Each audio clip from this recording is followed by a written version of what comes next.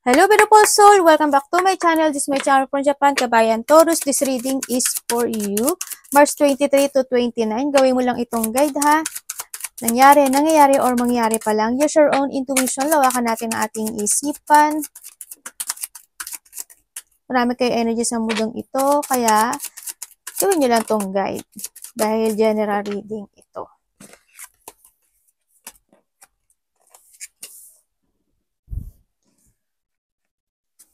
Meron tayong 6, 17, 25, 27. Baka related sa'yo yan, birthday mo, edad mo, or yung iyong lucky number.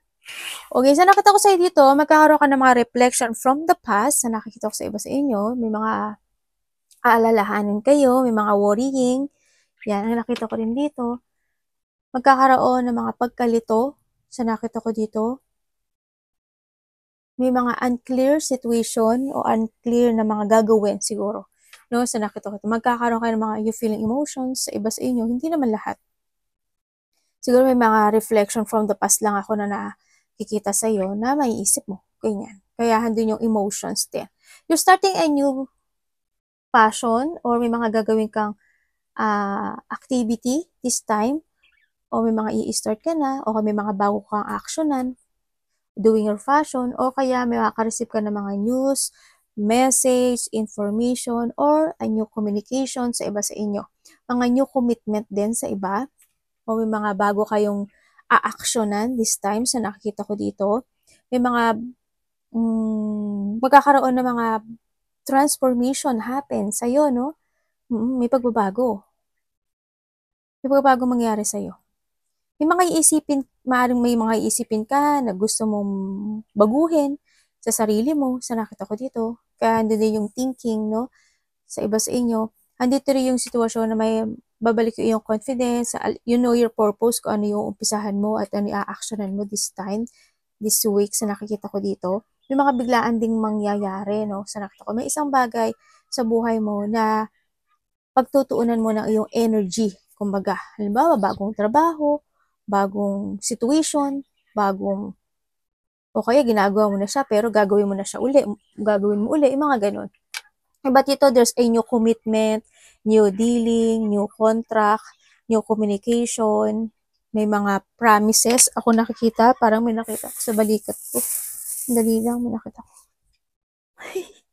Pinupuan ako ng sa balikat ko. May mga new promises, new commitment, or kontrata yan na, or a new cycle ka na gagawin. O passion mo niya. Sa nakita ko dito, sa iba sa inyo. May mga documents eh. Hindi ko alam what happens sa documents. Baka may aasikosin ka documents. No, may mga isusulat ka. May mga speech or may mga dapat kang asikasuhin, sulatan. Yun, baka yung makaka-receive ka ng text or news or ikaw ang magbibigay. Meron tayong Gemini, Sagittarius, Capricorn, and Libra. Anong energy ni Taurus this week?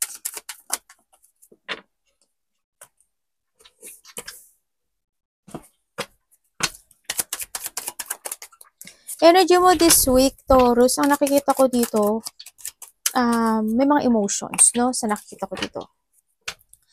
Siguro this week, magiging bitter ka.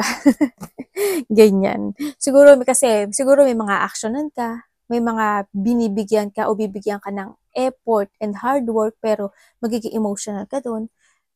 There's a needs ako na nakikita sa'yo. May mga needs ka na gustong gawin o actionan na gusto mong mag-success. Halimbawa, gusto mong o kaya you have an idea na gusto mo i-pursue. Di ba sabi ko kanina parang may ipupursue ka.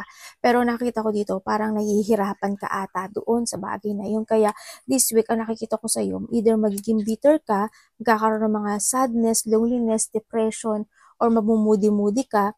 May mga sitwasyon na maaaring iba sa inyo istamarin, may mga sitwasyon na makakaroon ng pagpapabaya. I hope wag naman sa nakikita ko dito.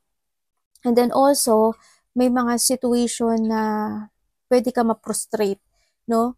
Ang nakita ko 'to, ma-frustrate, ma-trap, ma-stuck, ganyan. Or may mga sitwasyon na pwede kang malito also this week sa mga gusto mong aksyonan o gawin this time sa nakikita ko dito. And also, may nakikita ko ditong tao na unhealthy, no? Ingatan niyo yung sarili niyo. Ang nakikita ko dito kasi may maaring merong tong sakit, no? Maaring napapabayaan niya yung sarili niya dito. Alagaan niya. Hindi ko alam kung anong meron sa kanya pero maaring may sakit to sa puso or bandang dibdib or blood or itong tao na to baka pagod siya, napapabayaan niya yung health issue niya, no?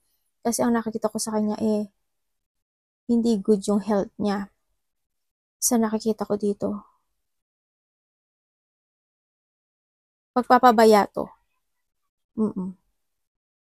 Siyempre, I hope hindi ko alam kung ikaw or someone sa buhay mo, nakakilala mo or magulang mo na maaring may nakita akong hospitalization, ganyan, or mako-confine or mapaparalyze. Sana hindi, or baka naman nagpapagamot lang siya, di ba? Tingnan natin ang parating kay Taurus.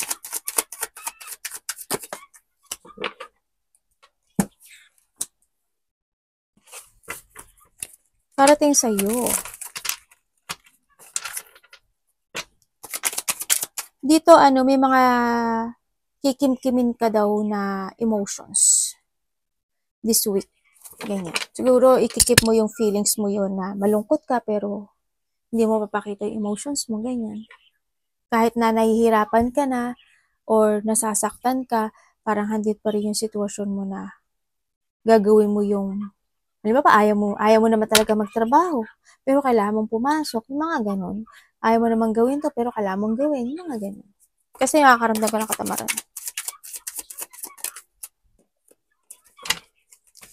Parating sa kanya.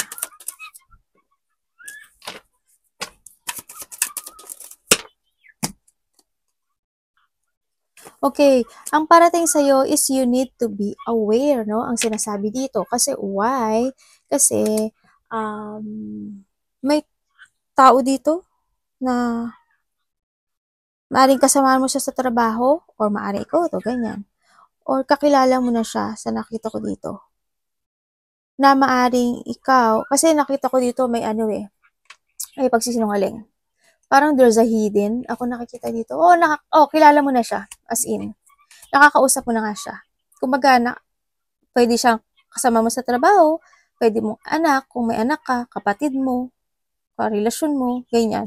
Pero you need to be aware kasi nakita ko sa kanya this week, lulukohin ka niya. O baka niloloko ka na nito. Yan. Maaaring hihingi siya ng suporta sa'yo or hihingi siya ng tulong sa'yo or nandun yung situation na may tao dito this week na hindi kanya pahalagahan, hindi kanya bibigyan ng value. Ang nakita ko dito, magsisinungaling siya sa'yo. Or ikaw sa sarili mo, pwede rin yun na magsinungaling ka sa sarili mo, ganyan. Diba? Andito rin yung situation na may makikipagkasundo sa iyo sa nakikita ko dito. Pero, it's hidden. May hidden siya. May hidden. Ibig sabihin, related to sa money. May sikreto siya baka ma-scam ka sa nakita ko dito. This week, baka ma-scam ka. Baka iba sa inyo na-scam na. Yan, may makipag-usap daw sa'yo. Ang nakikita ko sa kanya, mabait naman siya. Napaisip ako doon, may mabait ba na na-scam? Hindi. Siguro, mabait kasi nakita ko image sa kanya. Siguro, meron kasi mga scam na halimbawa, ako, kapatid mo ko, di ba? Sabi ko, wala akong pera. Nangutang ako sa'yo. Pero totoo may pera ako sa'yo. Sabi ko, bayaran ko tayo bukas. Pero, hindi kita binayaran bukas. Hindi, parang na-scam na kita kasi yung promise ko sa'yo, hindi ko natupad, di ba? Yung mga ganun. Sa tingin ko, kilala mo siya. Ganun. O kaya, biniru ka. Birthday ko ngayon anong regalo mo sa akin? Bili mo naman ako ng cake. Syempre, bibigyan mo. Yung mga ganun. Yung mga simple scam. Pero wag naman sana, no? Wag naman sana malaking scam to. No, wag naman po sana. Pero yun, may nakita ko sa yung scam, o kaya naman may nakagalit ka o nakaaway ka na makikipagbati sa'yo, pero ang totoo, deep inside, hindi ka pa rin niya binavalue. Kumbaga, nagsisinungaling pa rin siya sa'yo. Ganon. At may tao dito na gagamitin ka lang din daw this week, ang nakikita ko dito. At may taong magiging makasarili. May tao dito na hindi magiging mabait sa'yo this week, or may tao dito na aabusudaduhin. They abuse you. Yun na lang, no? Yan. Abusaduhin ka niya. Yun. Ingat ka na lang. And you need to be aware, no? This week, sa nakikita ko sa'yo dito. Mag-trust ka sa intuition mo. Gusto yung mga makakausap mo. Tingnan natin ang dapat iwasan. O kaya sa sarili mo, dinadaya mo yung sarili. Kasi minsan may ganun tayo, di ba? Sa part natin. Dinadaya natin minsan yung sarili natin.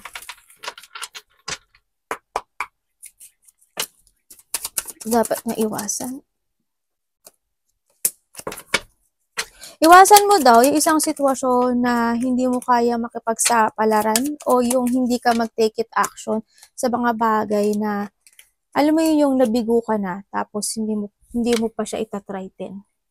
Ganon. Halimbawa, may ginawa kang isang project, tapos hindi mo tinuloy-tuloy. Kumbaga kasi nabigo ka na. Diba? Kailangan sa'yo, magkaroon ka ng reset. I-reset mo yun sa sitwasyon na yun. Diba? O kaya, meron kang uumpisahan na isang bagay, na isang project, pero ang nakikita ko sa'yo dito, medyo nagkakaroon ka ng frustration. Yun, iwasan mo daw yun.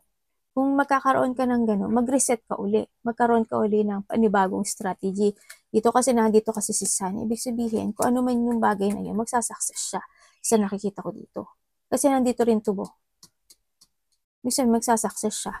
Kailangan mo lang din talaga maintindihan yung step by step ng bagay na to, if ever na mayroon na. And then, iwasan mo din daw yung isang sitwasyon na may mga bagay na hindi mo i-let go. Yung mga negativity, mag-drain ka, iwasan mo, magkaroon ka ng frustration, isolate, ganyan. Kung may mga nangyaring unhappy situation, mga nangyaring bad news, kasi may nakita akong bad news sa'yo ha, mag-ingat ka rin kasi magkakaroon ng sadness. Yun ang pinaka-iwasan mo. Kung ano yung mga warning sign dito, mag-trust ka na sa intuition mo. Warning to, hindi to negative. This is a warning. Guide nga to para maging equal nito is a positive outcome. Pag hindi mo alam kung ano yung mga dapat mo iwasan, walang darating na positive outcome. Kung gusto mo lang madinig positive, paano siya magiging positive kung alam mong hindi mo alam kung ano yung mga dapat mong i-aware, hindi mo alam anong dapat mong iwasan, di ba? Walang mangyayaring positive outcome dun. Okay? Yun na nakikita ko dito. Iwasan mo din yung isang sitwasyon na walan ka ng pag-asa sa mga bagay o sitwasyon mo na gusto mong umpisahan at gusto mong makipagsapalaran. Ganyan. Kung may mga unfulfilled situation, ganyan. Umpisa uli. Kumbaga bumangon uli. Sinasabi rin dito na makontento ka sa anong meron ka ngayon. Yan ang sinasabi. Kumbaga, kung ano yung meron ka ngayon, i-ano mo na lang yun. Pausbungin mo na lang yun. Tama ba yung Tagalog ko? Yan yung payabungin mo na lang yung bagay na yun. Kumbaga, halimbawa ito, nag-umpisa ka, hindi pa nga siya lumayabong, nag-umpisa ka na naman, di ba? Yung inumpisahan mo, payabungin mo muna yun. Pag niyumabong na yun, edi tsaka ka uli mag-umpisa ng panibago. Yung ganun. Hindi yung umpisa na umpisa. Mga ganun. Pero nasa sa'yo yun, ikaw naman, buhay mo naman yan. Ikaw naman ang magpapatakbo ng buhay mo. Diba? Isa rin dun sa sitwasyon dito na pag kailangan mo mag-take a risk dito talaga. Kumbaga, any unfulfilled situation happen is mag-reset ka lang na mag-reset. Love. Kamusta ang love ni Taurus this week? Love isa lahat ha. Kasama sa trabaho, sarili, anak, magulang.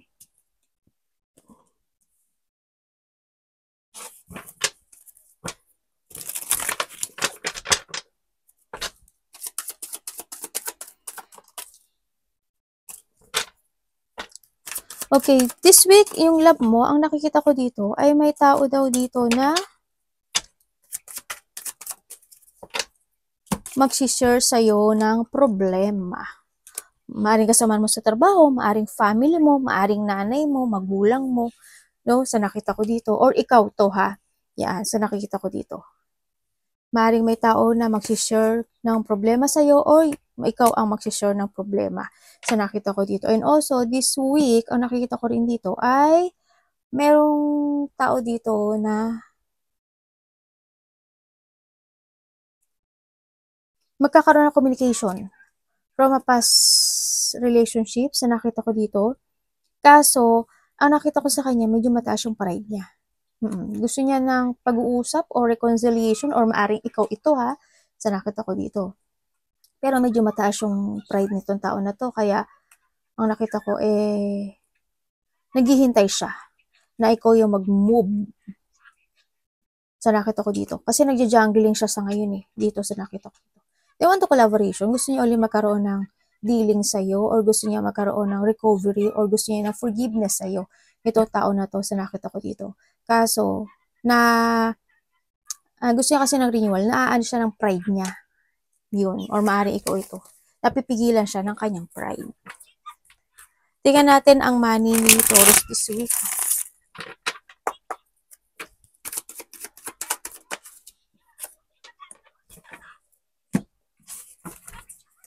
Pera mo.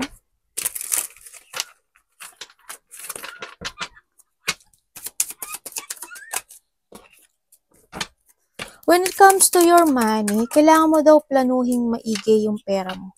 At kailangan mo daw talaga na mag-save na ngayon ng pera. Kasi ang nakita ko sa'yo dito, siguro may mga pagkakautang ka. Kasi meron pa mga hindi natatapos dito.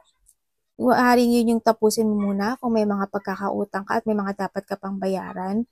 Yun. And this is the time na you need to keep fighting din sa money mo. Mag-save ka ng money, pahalaga mo na yung money mo. Ngayon medyo may problema yung money mo. Hindi ko nakikita kasi yung growth, pero wag kang susuko. Sinasabi dito, kung may mga naka-beaten pa na babayarin, bayaran mo muna yun, no? So nakita ko dito, bago ka mangutang pa ulit. If ever na mangutang ka, ha, ganyan. And you need to keep fighting lang daw sa nakita ko dito. May mga sitwasyon pa kasi ako na nakita na you still holding at hindi pa natatapos sa money mo. Kaya, sorry ha, hindi ko pa nakikita yung growth pero wag ka daw susuko. Sabi dito, keep fighting lang. Tingnan natin ang health. Kamusta ang health ni Taurus this week? Ikaw to or malapit sa puso mo?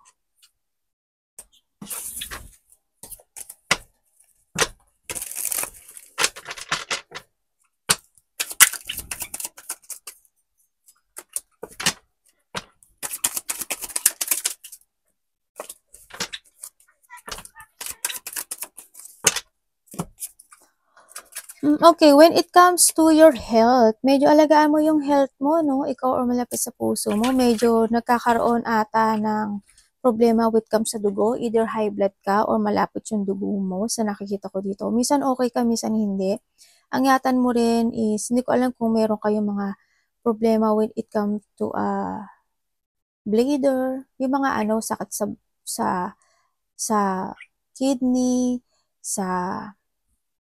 sa bato, ganyan, sa puso, sa bandang dibdib. Meron din ako nakikita dito na baka nahihirapan din kayo minsan huminga, ganyan, o baka may mga sitwasyon na may nangyari na sa inyo o someone sa family mo na nagkaroon na ng failure situation, no? Ibig sabihin, maaring may nawala na sa nabuhay in the past, no? Or kaya na ospital na, napadoktor na confine, na paralyze, sa nakita ko dito. Kaya when it comes to eye health, kailangan mo nang alagaan yung sarili mo or someone sa buhay mo, no? Sa nakita ko dito. Tsaka yung paghinga nyo, no? Kinakailangan magpa-doktor kayo. Medyo hindi nagiging okay siguro yung mga iniinom at kinakain mo rin. Kaya pahalagaan mo rin kung ano yung mga pinapasok mo sa sarili mo, sa katawan mo, para maging healthy kayo, ha? Sa nakita ko dito. May mga kailangan mong magkaroon talaga ng pag-uumpisa na you need to take care yourself at magkaroon ka ng dedicated doon at mag-commit ka and give an effort and hard work para mas mapaganda pa yung iyong health issue if ever na meron kayong health issue ha. Sana tingin ko kasi meron eh. Meron din sigurong nahihirapan sa about sipon, throat, ubo, goiter, mga ganyan. Yung mga sa hininga, sa mga, yung di ba may tube tayo sa ano, baka doon. Tsaka yung mga lumalabo yung mata. Tingnan natin opportunity this week ni Taurus.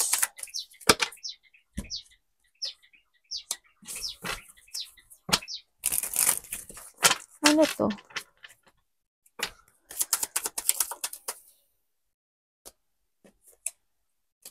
Okay, ang opportunity mo this week, ang nakikita ko sa iyo, meron ka daw didesisyonan this time. Kaso nahihirapan ka ata kung ng direksyon na tatahakin mo, no?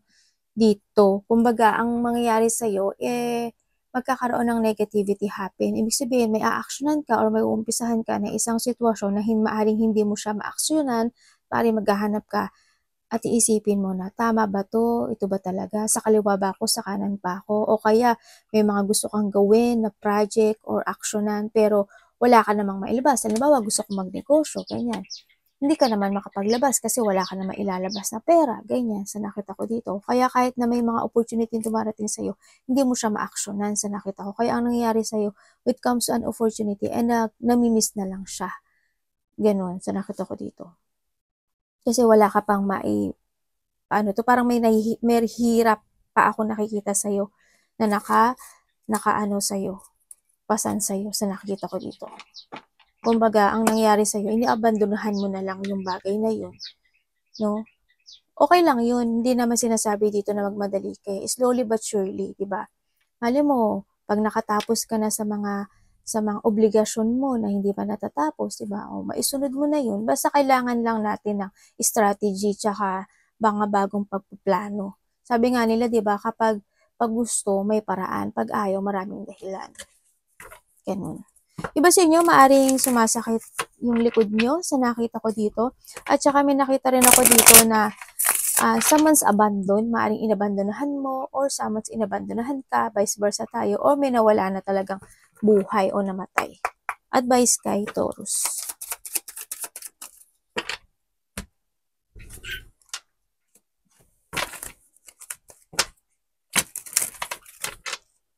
Ay, ano ba yan? Sana yun? Yung ano mo, tumapon. Tumapon, tapos devil pa yung lumabas eh, no? Ingat ka sa pera mo, ha? Medyo hindi nagsasucess yung pera mo ngayon.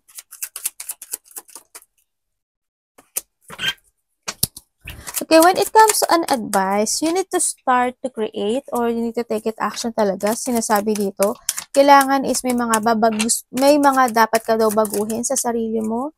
Sabi dito, Taurus, para magkaroon ka ng recovery sa lahat ng aspeto ng buhay mo ha, sa pera mo, sa katawan mo, sa health issue mo, sa mga decision making mo, sa nakita ko dito, alagaan mo, lahat, ibaguhin mo. May mga babaguhin ka, baguhin mo yung the old version of you, kailangan mo magkaroon talaga na, it's a big transformation, kaya ang kailangan sa this time, sa nakikita ko dito. And sinasabi rin dito na, gawin mo yung lahat para magkaroon ng recovery talaga. And this time is you need to use your head when making a decision and don't too much emotional sa buhay, sa nakikita ko dito. Ang kailangan sa'yo ngayon is renewal. I-force mo yung mga idea mo, no? Kumbaga, always think positive, ang sinasabi rin dito. And tandaan mo, you are the leader of yourself, sa nakikita ko dito. Huwag ka lang manifest kasi nag-manifest ka nga, wala namang bunga na kusang babaksak yun, di ba? Kailangan din is mag-action ka dito. Yun ang sinasabi dito. Tsaka wag ka daw magpadala sa emotions mo. Yun. Kaya marami kang dapat na baguhin o i-let go o desisyonan this time. Sa nakita ko to, mag-focus ka sa mga dreams come true mo talaga. Sa nakita ko, kasi may pag-asa, no? Sa nakita ko dito. May mga dapat kang i-let go. As in. Alagaan mo yung sarili mo hanggat kinakailangan. Yun. Arigatou namaste.